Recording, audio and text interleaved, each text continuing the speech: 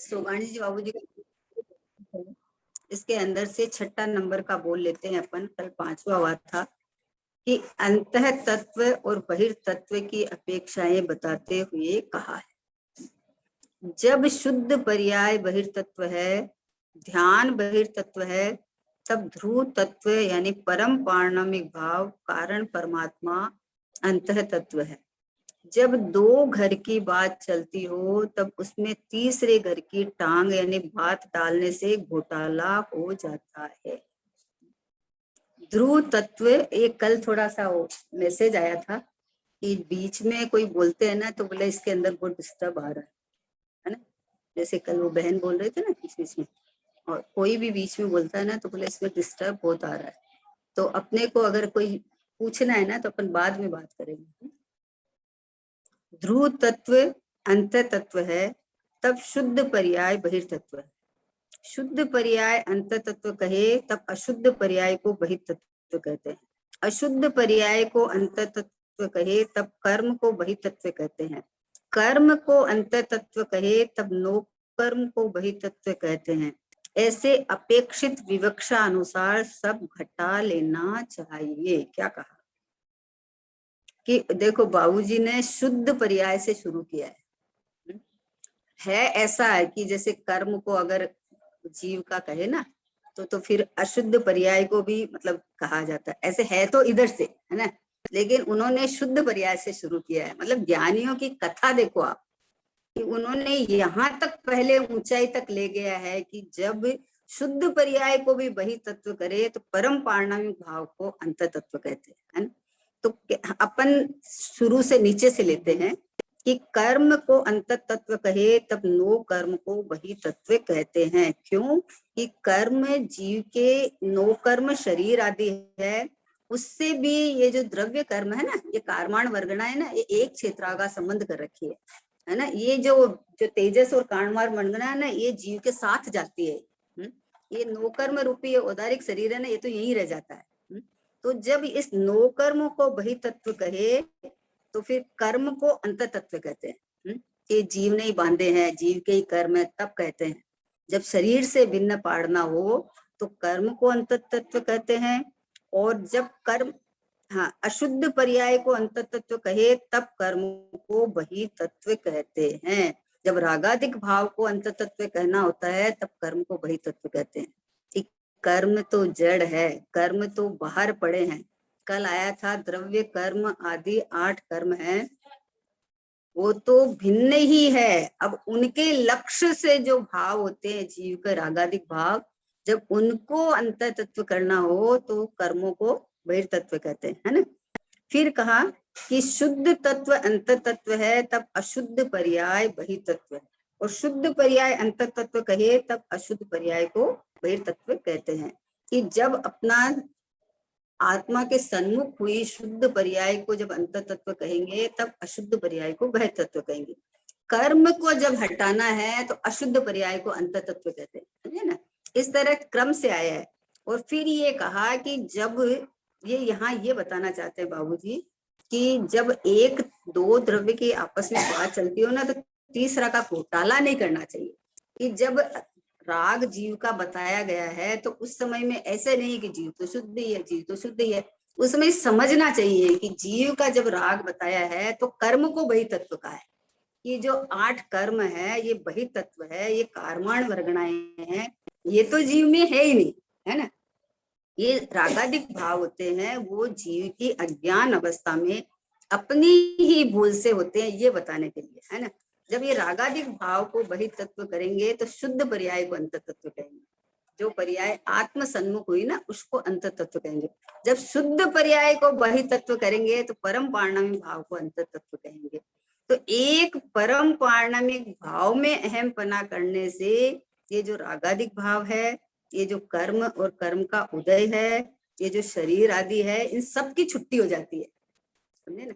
एक परम पारणामिक शुद्ध ज्ञायक भाव में ध्रुव परमात्मा ये मैं हूं, इसमें अहम पना करने से सब बाहर रह जाते हैं, है ना। एक एक को ज्ञान करके बाहर हटाया था कि जीव ने अनादिकाल से देह में एकत्व बुद्धि करके, जबकि वो कितना बाहर है। नो कर्म को सबसे पहले निकाला है। वो कितना बाहर है, लेकिन इसमें ही एकत्व बुद्धि कर रखा है। अनादिकाल से प्राप्त पर्याय में तन्मय, यानी जो देह मिला उसमें एकत्व बुद्धि कर रखा है। क्योंकि जब ये आंख उगाड़ता है ना, देह सहित अपने को देखता है ना, तो इसने अपने में एकत्व बुद्धि कर रखी। इसलिए नो कर्म तो बिल्कुल भिन्न है, शरीर आदि तो बिल्कुल भिन्न है ना। अब देह के लक्ष्य से जो तुम्हारे परिणाम होते हैं, तो ये कर्म का उदय से मिला, ये नो कर्म कहाँ मिला, कर्म के उदय से मिला। आपको कैसा मिला, जैसा जैसे भाव किए थे वैसे उसका शरीर वगैरह मिला है ना।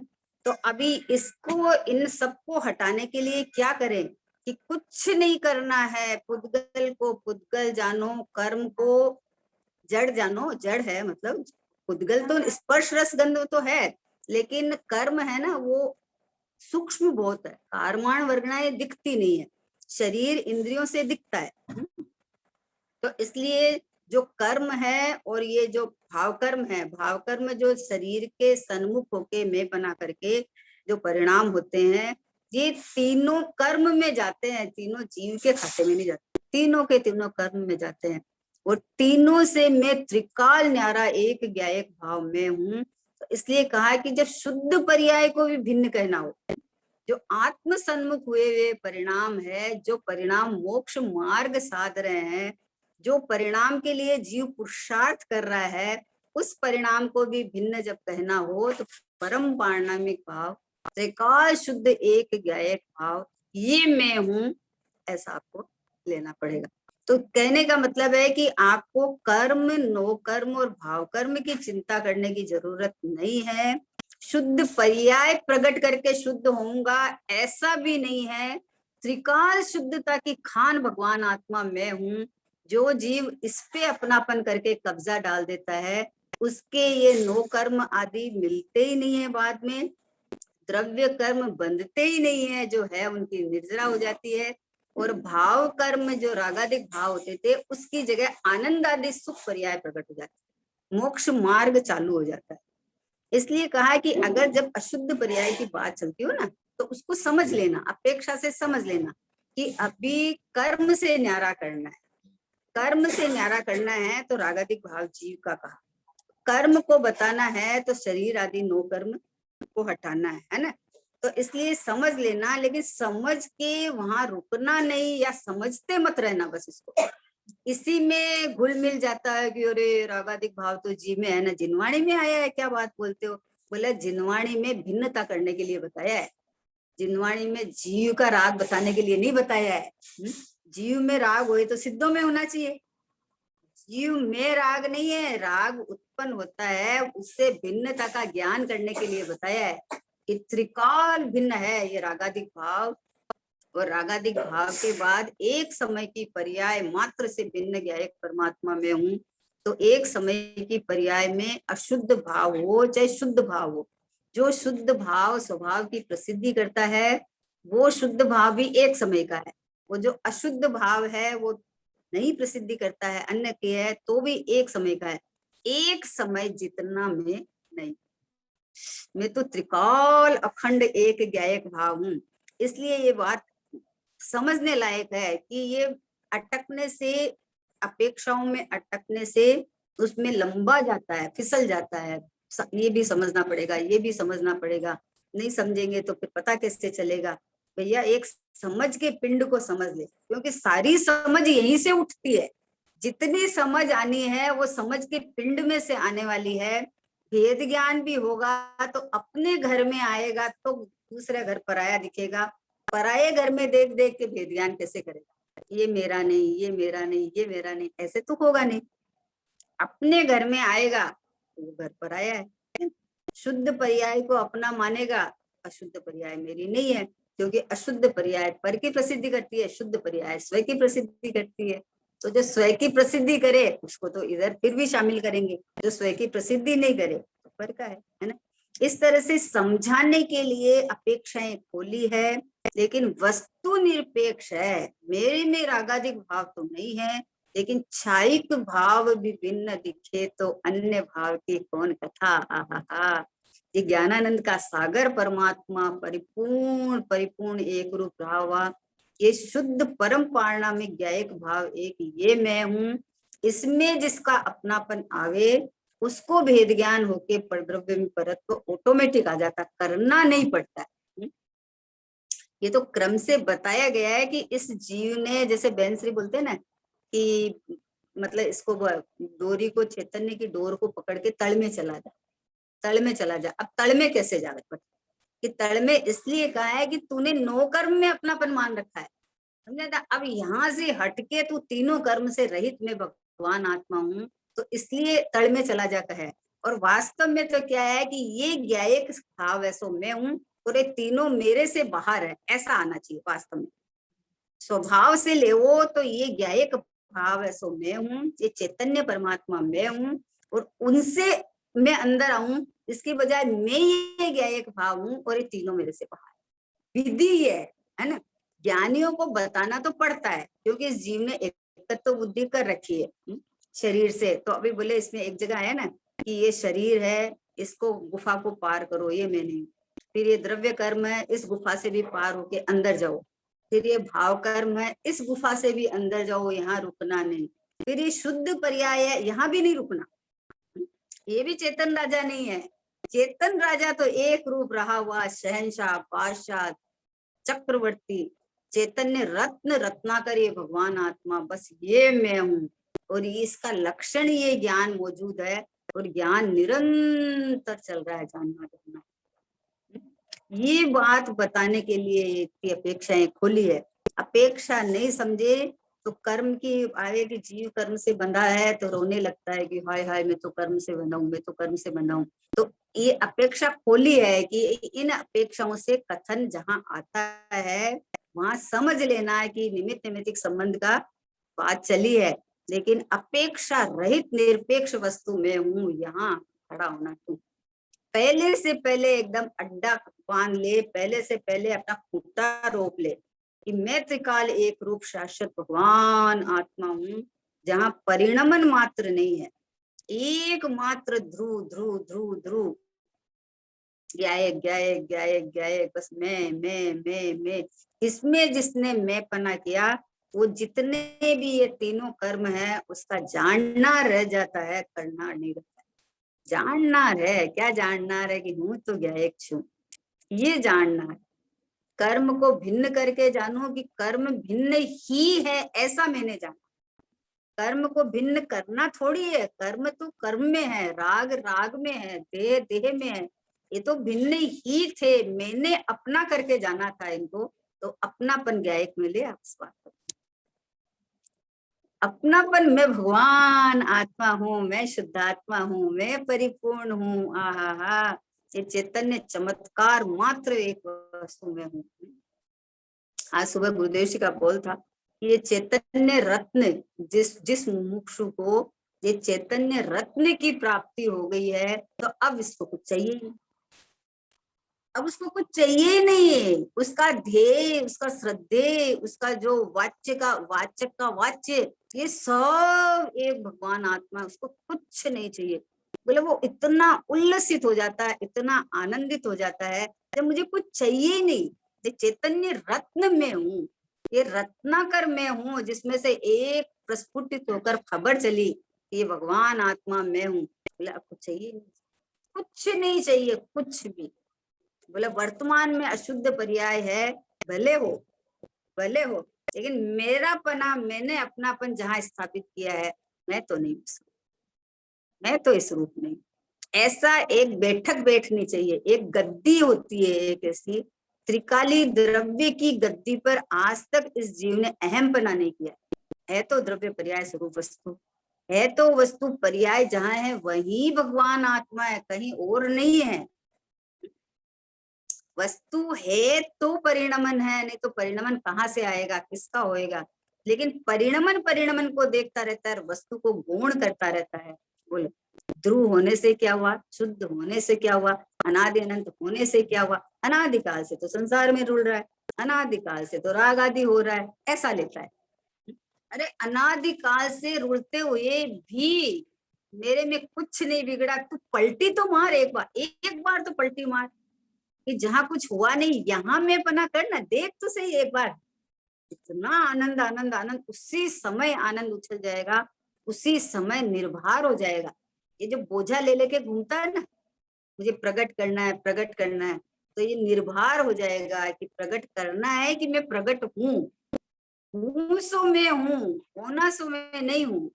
होना तो समय समय की पर्याय में, जो पर्याय प्रसिद्धि करेगी कि ये मैं ज्ञायक मात्र हूँ, तो पर्याय में प्रसिद्धि होएगी, मैं तो पहले से ही हूँ। तो ज्ञायक परमात्मा हूँ मैं, तो भगवान आत्मा हूँ मैं, तो परिपूर्ण हूँ, है ना। तो जब कर्म को, नो कर्म को न्यारा करना हो तो कर्म को अंतर तत्व में डालते हैं, कर्म को न्यारा करना हो तो रागादिक भाव को अंतर तत्व में डाल देते हैं, रागादिक भाव को न्यारा करना हो तो शुद्ध पर्याय को अंतर तत्व में डाल देते हैं, शुद्ध पर्याय को न्यारा करना हो तो परम पारणिक भाव को अंतर तत्व में डाल देते हैं, है ना। इससे क्रम से बताया। तो जब उसकी मान लो कर्म नो कर्म की बात चलती हो तो ऐसे ले ला, अरे जीव तो शुद्धि है, जीव तो शुद्धि है, अशुद्ध क्यों का, अपेक्षा समझ लो बात है, तो कोई दुविधा नहीं होगी अपेक्षा समझने के बाद में। लेकिन निरपेक्ष वस्तु को छोड़ के नहीं, निरपेक्ष वस्तु को तो अपनापन करके बैठ के रहना वहां, फिर अपेक्षाएं समझ लेना, तो अपेक्षाओं में अटकेगा नहीं, रुकेगा नहीं वहां कि ये जो बात चल रही है पर की बात चल रही है, मेरी नहीं, किसी और की बात चल रही है ना। अपन दवाई की दुकान में दवाई लेने चाहे तो उसके इतनी भीड़ रहती है कि ग्राहक कितने सारे रहते हैं, है ना। तो अब वो नई नई दवाई निकाल के लाता है तो हमें कोई दिक्कत थोड़ी है, हमारे पास तो पर्चा है, उनको तो जो दवाई लेना है वो पर्चा है हमारे पास, तो हम तो हमारी दवाई लेके चल देंगे। तो इसके अंदर में बहुत अपेक्षाओं से कथन आता है, तो अब जो जो पर्चा लेके आया वो दवाई ले लेगा,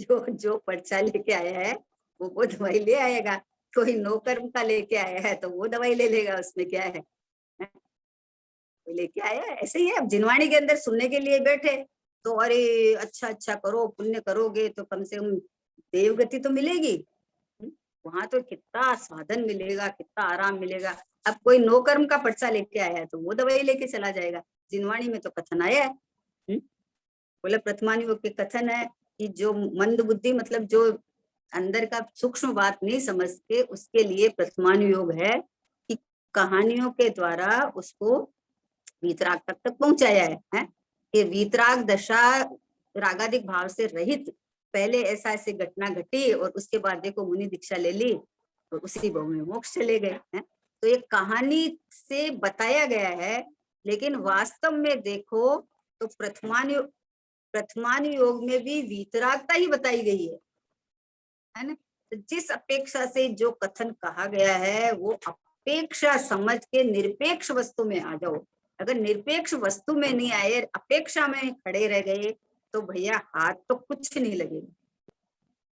हाथ वस्तु वस्तु हाजिर हजूर विद्यमान है, उसको अपन गौण कर देते हैं। एक समय की अवस्था का वर्णन जब चलता है तो उसको इतना हावी कर लेते हैं कि अरे अरे अरे अभी तो देखो कष्ट तो है ना, राग तो है ना, अगर राग को नहीं मानेंगे तो स्वच्छंदी हो जाएंगे, निश्चयवासी हो जाएंगे। बोले नहीं होगा निश्चयवासी भाई, प्रभु तो भगवान के दरबार में आया है, जिनवाणी माँ के आंचल में आया है, जिनवाणी माँ की गोद में बैठा है तू, बोलो, और गुरुओं ने तेरा हाथ पकड़ा है, अब तू कहाँ निश्चयवासी हो जाएगा। अरे जिसको परमात्मा की धुन लगेगी ना, उसको तो ये जो शुभ भाव है वो भी खटकते हैं, तो वो स्वच्छंद कैसे हो जाएगा। मैं तो अभी ये समझ में नहीं आ रही है बात कि कैसे स्वच्छंद हो जाएगा, बताओ। जिसको शुभ भाव में भी बंद दिखता है वो अशुभ में कैसे चला जाएगा, जाएगा ही नहीं।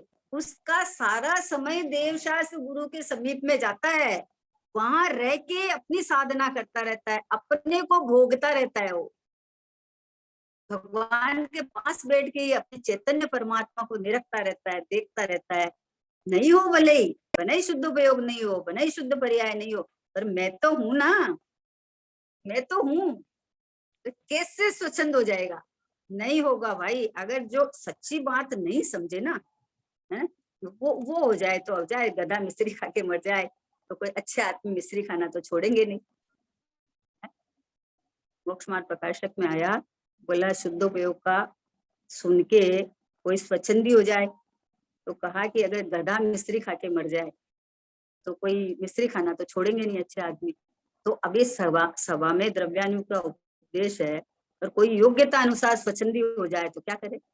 बाकी ये उपदेश तो ऊपर चढ़ने का है, नीचे गिरने का तो है नहीं, नीचे गिरने का तो नहीं है। किसी पिता ने कहा, नीम की निमोली खा रहा था, तो पिता ने कहा कि अरे तुम ये क्या करता है, ये क्या खाता है। बोले क्या करूं, जहर खा लूं। तुझे निमोली बना कर रहे तो जहर खाने की बात कहाँ से लाया तू। जब नीम की निम्बोड़ी थोड़ी कड़वी होती है तो ये खाने के बजाय तुझे मीठा आम दे रहे हैं कि तू आम खा, तो कहा क्या जहर खा लूं। तो ये बात तो तू कहाँ से लाया भाई, ये बात तो जिनवाणी में है ही नहीं कहीं पर। जिनवाणी तो कभी नीचे गिरने की पुष्टि करती ही नहीं है। कोई भी कथन आ जाओ, उस कथन के द्वारा आपको वितरागता में पहुंचाना है। जैसे उस दिन आपने दृष्टांत दिया था ना शंभू कुमार का, तो अभी उसके लिए ये बताना है कि उसने ऐसी ऐसी क्रिया की, तो उसे बताना है अरे उसी भव में उसी भव में अपना कल्याण कर लिया उसने। ये बताना था कि भाई एक समय की पर्याय को मत देख तू, एक समय की पर्याय होने योग्य होती है, क्रमबद्ध है, अनंत काल तक की फिक्स है, तो उसको वो कैसे टाल के आगे बढ़ सकता है बताओ। तो निर्जरा होने के लिए आई थी है, कितने भव में मान लो इस तरह से कार्य अगला करता है, जैसे एक भव में नक्की करे, इसका मतलब उसकी अनुमोदना नहीं है ना। लेकिन ये जो वर्णन आता है वो वर्णन ये बताने के लिए आता है कि देखो एक समय की पर्याय तो निकल गई और स्वभाव पूरा का पूरा रह गया। स्वभाव में मैं पना किया तो जीव का मोक्ष हो जाता है, कल्याण हो जाता है। ये बात बताने की है, कर्म का उदय और रागादिक भाव बताना है। तो इसका मतलब ये नहीं बताना है कि तू रागी है, द्वेषी है, मोही है, ये नहीं बताना है। तूने गलत स्थापना की है इसलिए राग द्वेष मोह हुआ है। वर्तमान पर्याय में राग द्वेष मोह हुआ जरूर है, ये नहीं है ऐसा नहीं है, उड़ाया तो है ही नहीं है। लेकिन ये वर्तमान अवस्था में तूने अपने को ज्ञाय परमात्मा नहीं देख जान रहा है, इसलिए ये चल रहा है। तू अब भी अपने को परमात्मा जान। वर्तमान में भिन्न दिखेंगे और परंपरा में होंगे ही नहीं, होंगे ही नहीं, उत्पन्न ही नहीं होंगे। कैसे उत्पन्न होंगे, जो अपने स्वभाव में रमेगा उसमें क्या होगा, नहीं होंगे रागादिक भाव रागादिक भाव पराश्रित भाव है। भूल आपको भ्रमरताएं, अपने को भूलता है तो भ्रमण करता है। और अपने को बोलो, अपने को तुम रागी देसी मोही मानेगा तो संसार कब मिटेगा, मिटेगा ही नहीं कभी, चांस ही नहीं है। अनादिकाल से तो जब जब मनुष्य पर्याय मिला यही तो करता है। मुनिव्रत धार अनंत बार ग्रेवे कुब्जयो, रागी हूँ और वीतरागी होना है, यही तो करता है। समझे, रागी हूँ और मुझे वीतरागी होना है। मैं अभी संसारी हूँ और मुझे मुक्त होना है। पर इसका तो तूने कोशिश किया मुनिव्रत धार के भी, लेकिन क्या हुआ कि क्यों नहीं हुआ कि अरे अपनी ज्ञायक भाव को तो भूल गया। स्वभाव से उठना था कि मैं सदा शुद्ध एक रूप हूँ, ऐसा उठता तो रागादिक भाव उत्पन्न नहीं होते। रागादिक भाव का अभाव करके शुद्धता प्रकट करूं तो पर्याय पे खड़ा रह जाता है। समझे ना, चला कहां से, उल्टा चला। कल मैंने दृष्टांत दिया था, कल दिया था दृष्टांत दिया था कारण शुद्ध पर्याय का। कारण शुद्ध पर्याय का दृष्टांत दिया था, आपका सुना मैंने हिमावे कि नियम सार की गाथा है 15 नंबर की कारण शुद्ध पर्याय की। तो उसके अंदर एक मेप बनाया हुआ है, जिनवाणी में एक मेप दिया हुआ है कि 4 भावों को इतना ऊंचा लहर दिया हुआ है, औपष्टमिक, छायोपष्टमिक, औदैहिक और पार्णमिक। 4 भावों को इतना ऊंचा लहर दिया, और एक पार्णमिक भाव की इतनी मोटी शुरू से लेके अंत तक इतनी मोटी दी हुई है, और उसके नीचे शक्तियां दी हुई है, समुद्र दिखाया हुआ, उसमें शक्तियों से भरा हुआ समुद्र। अब गलती क्या करता है कि ये जीव औदैहिक भाव से उठता है, हमेशा औदैहिक से भाव से उठता है। तो अब छायिक भाव कितने दूर दिखते हैं उसको कि अरे औदैहिक भाव है, फिर सम्यक दर्शन होगा तो औपशमिक भाव होगा, फिर छायोपशमिक, फिर छायिक भाव होएगा।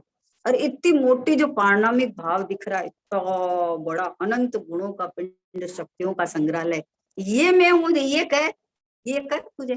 तो छायिक भाव ऐसे दिखेगा, ये रहा, ये रहा, ये रहा, ये रहा, मैं ये रहा। बोली आदत पड़ी है औदैहिक भाव से उठने के लिए, तो कितना कठिन लगता है, इतना दूर लगता है। अब छायिक भाव भी भिन्न दिखे तो अन्य भाव की कौन कथा। छायिक भाव को लहरों में इतना ऊंचा दिखाया है, इतना ऊंचा दिखाया है। तो इच्छाइक भाव है ही नहीं मेरे में। मैं पहले से ही परिपूर्ण हूँ, पहले से ही शुद्ध हूँ, पहले से ही अखंड एक रूप रहा हुआ हूँ। ऐसा भगवान आत्मा मैं हूँ, ऐसा जो माने, अपने शक्तियों का बहुमान आवे, उसके ऐसे ही उत्पन्न हो जाते हैं शुद्ध भाव। कुछ करना ही नहीं पड़ता उसको। औदैहिक भाव कैसे हटाओगे? क्योंकि एक समय की पर्याय तो क्रम में बंधी हुई है।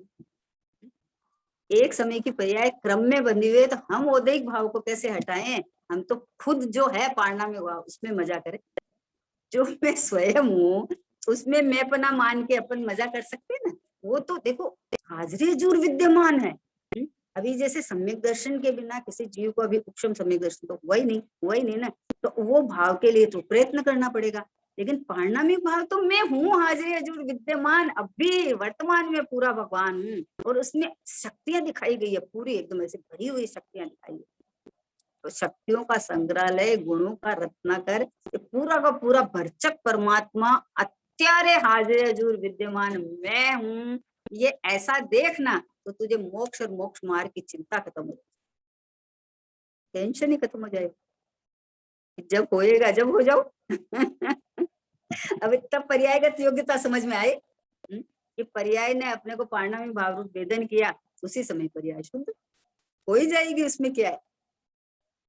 उसका ऐसा क्रम ही है, ऐसा ही क्रम है कि तुम सम्यक दर्शन करने का प्रयत्न करेगा तो पर्याय दृष्टि छूटेगी नहीं, और तू अपने को परम पारणामिक भाव शुद्ध ज्ञायक त्रिकाल भगवान आत्मा देखेगा। तो जो इस रूप देख के वेदन करेगी वो पर्याय सम्यक दर्शन की, उस पर्याय को ही सम्यक दर्शन कहते हैं। तो स्वभाव की महिमा मतलब कितनी उत्कृष्ट असंख्यात प्रदेशों से फटके आनी चाहिए कि मैं तो यही हूँ, मेरा नाम तो यही है, मेरा परिचय तो इसी से है, मेरा परिचय कोई छायिक भाव से नहीं है, कोई औपशमिक या सम्यक दर्शन से नहीं, मेरा परिचय तो एक ज्ञायक भाव परिपूर्ण परमात्मा मैं हूँ, ऐसा है। अब वो पर्याय को कहा गया कि पर्याय रही अपने घर में। क्या अपने घर का मतलब समझो, पर्याय स्वभाव रूप पर नमन कर गई, उसका घर ये है। पर्याय को उड़ा के घर में थोड़ी भेजा है, समझे? पर्याय रही अपने घर में, यानी उसका घर तो ये ज्ञायक ही है ना, एक ज्ञायक परमात्मा यही है ना उसका घर, तो अभेद होके। तो पर्याय गई अपने घर में, पर्याय ने बोला मैं भगवान, मैं परमात्मा, मैं ही प्रभु हूँ। अब कौन सी पर्याय को लवाई बन बताओ? औदैहिक भाव को भेजे घर में, है ही नहीं हमारे घर में। हमारे घर में नहीं है। बाबूजी ने एक दृष्टांत दिया था, हम लोग थे साथ में, बोले अच्छे घर की लड़की को ब्याह कर लाया, अच्छे घर की लड़की को ब्याह कर लाया, 2-4 दिन में भाग गई। बोले तो पूछा, बोले क्यों भाग गई? बोले अगली की मर्जी। अब उसका कोई प्रश्न नहीं है क्यों भाग गई, क्योंकि तत्समय की योग्यता पर्यायगत योग्यता है। अब उसके पीछे कौन भागे? तो बोले फिर लड़के का क्या है? लड़का पूरा रहा, उसका क्या हुआ? वो तो अपने घर में है। तो अपने घर में कुछ नहीं बिगड़ा, वैसे ज्ञायक परमात्मा मैं तो पूरा हूँ। जो पर्याय अपने को ज्ञायक माने वो पर्याय अनुभूति करके आनंद भोगेगी, और जो पर्याय ज्ञायक होते हुए भी अन्य रूप माने तो उसकी मर्जी। उसकी मर्जी है तो द्रव्य की पर्याय, और मानती है जड़ रूप अपने को, उसकी मर्जी। द्रव्य क्या करे? द्रव्य क्या करे? किसी को कुछ नहीं करना। भगवान आत्मा को तो कोई गरज भी नहीं है, कोई गरज नहीं है। पर्याय स्वयं दुखी होती है तो सुखी हो जाए, पर्याय को मुझ में चाहिए तो आ जाए। मैं किसको आश्रय लूं? मैं तो स्वयं परमात्मा। ऐसे ध्रुव ध्रुव में एकत्व मतलब एकत्व करने की तो आदत पड़ी हुई है इस जीव को, चाहे जहां जब जब वो एकत्व कर लेता है। थोड़ा कोई अच्छे से बोले प्रेम से, उसे लगता हाँ ये मेरा है ना, ये मेरा है ना। अरे कहाँ से तेरा आ गया? कोई तेरा नहीं है प्रभु, तेरे को जरूरत कहाँ है? वो अनंत वैभववान है, तेरी अनंत गुणों की अनंत पर्याय तेरे पास है। बोलो अनंत गुणों की अनंत पर्याय जब शुद्धोपयोग होता है तो भगवान आत्मा हूँ कह के मुजरा करती है, नाचती है, उछलती है, नृत्य करती है, मैं भगवान एक रूप होके। ऐसे तो बोलते हैं कि सारे गुणों के अलग अलग पर्याय है ना, तो सम्यक दर्शन एक बार शुद्ध उपयोग हो गया, उसके बाद में चारित्र गुण के पर्याय में दुराग हो जाता है ना, तो उपयोग उपयोग मान लो बाहर अटक जाता है। लेकिन अनुभूति के काल में अनंत गुणों की अनंत पर्याय एक स्वर से बोलती है, मैं परमात्मा, मैं परमात्मा, मैं परमात्मा। एक स्वर होता है, एक स्वर, सर्व गुणों से संकित, सारे गुणों की एक पर एक स्वर में बोलती है, अब मैं तो भगवान। अब जो ज्ञान उपयोग बाहर जाता है तो भी मानती नहीं है कि मैं रागी रसी हूँ, मैं तो ज्ञान, मैं तो परमात्मा हूँ, मैं तो भगवान हूँ।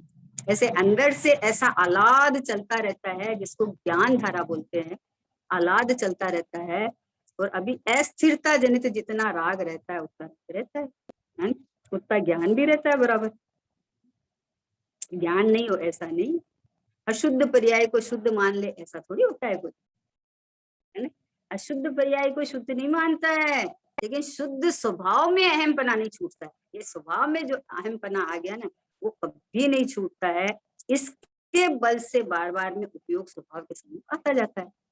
रागादिक भाव अपने स्वकाल में उत्पन्न नहीं होंगे, अपने स्वकाल में उत्पन्न नहीं होंगे, क्योंकि मेरा नहीं है, मेरे में नहीं है। इसलिए मैं, मुझे इसे रखना या निकालना या उत्पन्न करना या हटाना, ये मेरा काम ही नहीं। जो काम मेरा ही नहीं है उसको मैं क्या करूं। मेरा तो एक बस आत्म राम सदा निज में विश्राम, सदा काल समय मात्र में खिसका नहीं अपनी जगह से। आज तक लाख माना तो फिर भी कुछ नहीं बिगड़ा, कुछ नहीं बिगड़ा है। यूं का यूं परिपूर्ण परमात्मा ये रहा पूरा का पूरा। निरखो तो सही एक बार। कितना बढ़िया दृष्टांत आया है कि जिसके घर में सुंदर पत्नी है और वो अगर बाहर झांकता है तो बोले तू तेरी पत्नी को एक बार देख तो सही, तू देख तो सही। तू ऐसा नजरअंदाज हो मतलब ऐसा नजर बंद हो जाएगा कि बाहर देखना ही बंद कर देगा। एक बार जब परिणाम ने अपने को परमात्मा रूप वेदन किया तो ऐसा नजर बंद हो गया कि अब बाहर झांकना मतलब सुख बुद्धि खत्म हो गई बाहर। अब क्या झांके बोलो, जितना उपयोग को बाहर में थोड़ा बहुत होना हुए, लेकिन सुख बुद्धि खत्म हो गई ना, अपनापन खत्म हो गया, सुख बुद्धि खत्म हो गई, हित बुद्धि खत्म हो गई। तो अभी क्या फर्क पड़ना, क्या फर्क पड़ना। अपने को अगर किसी से लाभ नहीं दिखे तो सामने वाला अपने को टकरा जावे तो अपने को क्या फर्क पड़ना। मिल गया, दिख गया, हो गया। लाभ बुद्धि दिखे तो आप वहां अटकोगे, लाभ बुद्धि नहीं दिखे क्या फर्क पड़ना। जगत में 6 द्रव्य है, रहो। जगत में 6 द्रव्य में आपके साथ में रहे हुए जो नौकर्म है ना, वो आते हैं, मेन समझना आप। जगत में 6 द्रव्य में अपना जो घर में रहते हैं ना 4-5, वो आते हैं। अपन तो जगत में अपने घर से बाहर वाले को मान रखते हैं, वो आते हैं क्योंकि वो तेरे नौकर्म में आते हैं, इनके साथ तूने संबंध जोड़ रखा है। ये अन्य द्रव्य है, अन्य जीव द्रव्य है, उससे मुझे कोई संबंध नहीं है, कोई भी तरह का संबंध नहीं है। मैं तो अपने अनंत गुणों के साथ में विराजमान एकदम चैतन्य सिंहासन पर, ये ज्ञाता दृष्टा भगवान आत्मा ये यहाँ आवे तो ये नौकर्म और इसके जो सारे संगी साथी सब पर द्रव्य। क्या संबंध है मेरा किसी से, बताओ तो सही। जब देव शास्त्र गुरु के साथ कोई संबंध नहीं है, जो गुरुदेव के साथ कोई संबंध नहीं है, बोलो है तो गुरुदेव के साथ तो रखो, अभी 3-4 हो तो साथ रहना है नहीं है। जो साथ रहना मानेगा ना उसको तो संबंध बनते रहेंगे। निराज के साथ साधना करिएगा ना, जैसे भावना ऐसी चलती है कि हे कुंकुंद आचार्य आप दीक्षा दो मेरे को, पर मैं आपको हैरान बिल्कुल नहीं करूंगा। क्यों? क्योंकि आप अपनी साधना करना, मैं मेरी करूंगा। मैं अपने में रमूंगा, आप अपने में रमोगे हैं। तो ऐसा तो है, ऐसा तो है, लेकिन किसी के साथ संबंध स्थापित करके तू कैसे रहेगा? फिर तो संसार में मिलेगा भैया। एक होय तृण काल में परमारत्नो पंथ, बस एक ज्ञायक भाव है। इसके अलावा एक समय का परिणाम को जब भिन्न कह दिया, शुद्ध भाव को जब भिन्न कह दिया, जो भाव स्वभाव की प्रसिद्धि करता है वो भाव भी समय समय के है ना। इससे भी जब मैं भिन्न परमात्मा हूँ तो मेरा तो एक आत्म दूसरो न कोई, एक ज्ञायक भाव सो मैं, बाकी सब पर, मतलब पर बोल के भी उसको याद नहीं करने का, पर बोल के भी ये पर है ये पर है, ऐसा पर नहीं है ही नहीं ना, मेरे में नहीं है। एक स्थापना एक ज्ञायक में की, तो ये स्थापना जहां अपने स्वभाव में कर ली ना, तब उसके बाद में मेरे में कुछ नहीं। तो इसलिए ये बात आई कि देखो, जब शुद्ध पर्याय वही तत्व है तब ध्यान बहिर्तत्व है। देखो ध्यान भी वही तत्व है, तब धू तत्व परम पारणामी भाव कारण परमात्मा अंतः तत्व है। तब यहाँ तक ले गए कि जब शुद्ध पर्याय भी वही तत्व है तो पारणामी भाव अंत तत्व है, तो तू पारणामिक भाव से उठ। ये परम पारणामिक भाव, ये ज्ञायक भाव, ये शुद्ध भाव, ये जो त्रिकाल एक रूप रहने वाला, ये मैं हूँ। तो अब इसके आश्रय से जो पर्याय प्रकट होगी, तो पर्याय में बना करके प्रकट होगी, तो उसमें वही तत्व कहने की जरूरत ही नहीं पड़ेगी। वो फिर तो आत्म रूप पर नमन कर जाएगी, अभेद हो जाएगी, फिर उसके बाद में भेद ही भाषित नहीं होता। अभी सिद्ध भगवान विराजमान है, उनके समय समय की परिवर्तन तो हो रही है, पर्याय तो परिवर्तन हो रही है उनके, समझे ना। परिणमन तो चालू है, परिणमन नहीं चालू हो तो अनंत काल तक आनंद कौन भोगे?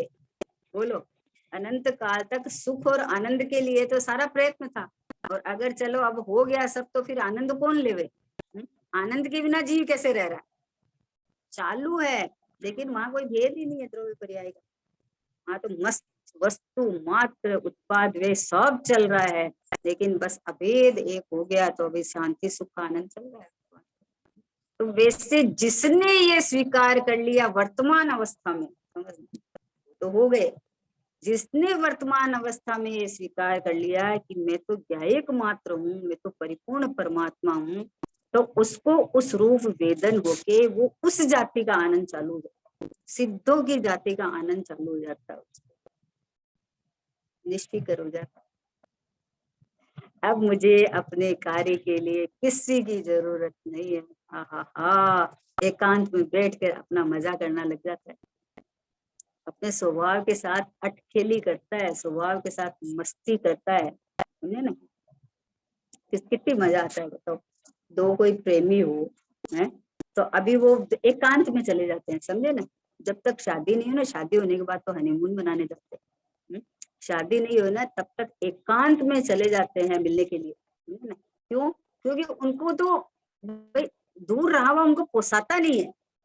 तो वैसे ही जब इस परिणति को पता चल गया कि ओहो मेरा सर्वस्व यहाँ है, तो एकांत में बैठ के अपना कार्य। जब केवल ज्ञान हो जाता है और मोक्ष हो जाता है, तब तो एकांत की क्या जरूरत है, तो होता ही है, वो तो आनंद भोगते हैं, है ना। लेकिन जब परिणति अपने प्रियतम से, अपने भगवान आत्मा से मिलती है, तो एकांत में अच्छा लगता है उसको। जब चाहे जब एकांत में बैठ के अभ्यास करना, जब चाहे एकांत में बैठ के अपना कार्य करना अच्छा लगता है। क्यों लगता है? अभी सबके सामने देखो आप, अभी आप स्वाध्याय भवन में बैठे रहो और आप आंख बंद कर बैठे रहो, तो लोगों की नजर में आ जाओगे आप, समझे ना। और जब भगवान के सामने बैठ के एकांत में आप बैठे रहो, जितनी देर तक आनंद करो, मजे करो। तो एकांत का मार्ग है, मतलब एक स्वभाव रूप मार्ग है, और कोई मार्ग नहीं। पर्याय अनेक होती है, अनंत गुणों की अनंत पर्याय है, लेकिन अनंत पर्यायों का स्वर एक होता है कि मैं भगवान हूँ, मैं परमात्मा हूँ, मैं शुद्ध आत्मा हूँ, मैं अपरिणामी ध्रुव हूँ, मैं अनादि अनंत सत्ता स्वरूप हूँ, मैं एक समय के परिणाम जितना हुई नहीं। परिणमने वाला परिणम गया और मैं तो यूं का यूं रह गया। परिणाम परिणाम में है, मेरे में परिणाम नहीं। मैं तो शुद्ध शुद्ध शुद्ध शुद्ध अखंड एक रूप हवा, ये ज्ञायक भाव में हूँ। तो इसलिए ये बात चली कि दो घर की बात चलती हो तो उसमें तीसरे का घोटाला नहीं करना चाहिए। मतलब तू समझ के पिंड में आ जा बस। ये अपेक्षाकृत कथन है, लेकिन स्वभाव में अपेक्षा नहीं लगती है, निरपेक्ष है। तो स्वभाव सो में, तो पर्याय सो पर, पर्याय सो पर। अब कोई सी भी पर्याय समझाने के लिए समझा दिया कि शुद्ध पर्याय जो भगवान आत्मा की प्रसिद्धि करती है, आप उसको भी पर कैसे कर सकते हो। तो क्या करें, दृष्टि के विषय में शामिल नहीं है, हम क्या करें। दृष्टि के विषय में शुद्ध भगवान आत्मा परम पारणामी भाव में यहाँ पर्याय मात्र का अभाव है। उत्पाद वे वाला हिस्सा रखा है ना अपन ने, चल रहा है। तो स्वभाव सन्मुख होके जो पर्याय अपने को वेदन करे कि मैं ध्रुव ध्रुव में, तो वो पर्याय स्वभाव रूप परिणम जाएगी। और जो अपने को भिन्न रखेगी, जो अपने को भिन्न रखेगी, तो संसार चालू रहेगा। क्या करूं, योग्यता है, योग्यता के अनुसार परिणमन होता है। तो योग्यता और परिणमन समय समय बदलते हैं, लेकिन मैं तो एक रूप रहने वाला भाव या एक भाव हूँ। इसलिए अपने को जानना जानना जानना जान, जो अवस्थाएं होती है वो ज्ञान में प्रतिभाषित हो जाती है। लेकिन मैं तो वो किला हूँ, वो टंकोत्कीर्ण हूँ कि जहाँ मेरे में कुछ होता ही नहीं। समुद्र का बताया ना कि समुद्र का जो अंदर दड़ होता है ना, वो ऐसे कैसा रहता है, पानी उसमें अथाह है, अथाह पानी है, लेकिन वो अंदर में, अभी इस पे दिखाते हैं क्या, डिज्नी क्या आती है ना, उसके अंदर दिखाते हैं कि जो गोताखोर अंदर जाता है ना, तो जितना तल में जाता है ना वो दिखता रहता है बाहर से, क्योंकि पानी इतना स्वच्छ रहता है, इतना बिना हिला पानी रहता है अंदर में, तो दिखता रहता है। तो उसका नाम समुद्र है। समुद्र उसका नाम है जो गंभीर है, स्वच्छ है, एक रूप टिका हुआ, उसका नाम समुद्र है। अब उसमें है क्या, उसमें पानी पानी पानी पानी पानी पानी। अब जो ऊपर की लहरें उठती है ना, तरंगे उठती है ना, वो समुद्र की प्रसिद्धि करती है, क्योंकि उसमें पानी भरा हुआ है, उसमें अन्य कुछ नहीं। समझे, समुद्र पानी से भरा हुआ है, समुद्र उसका नाम है। तो वो खुद तो नहीं हिलता है अंदर से, समझे ना, ऊपर जो तरंगे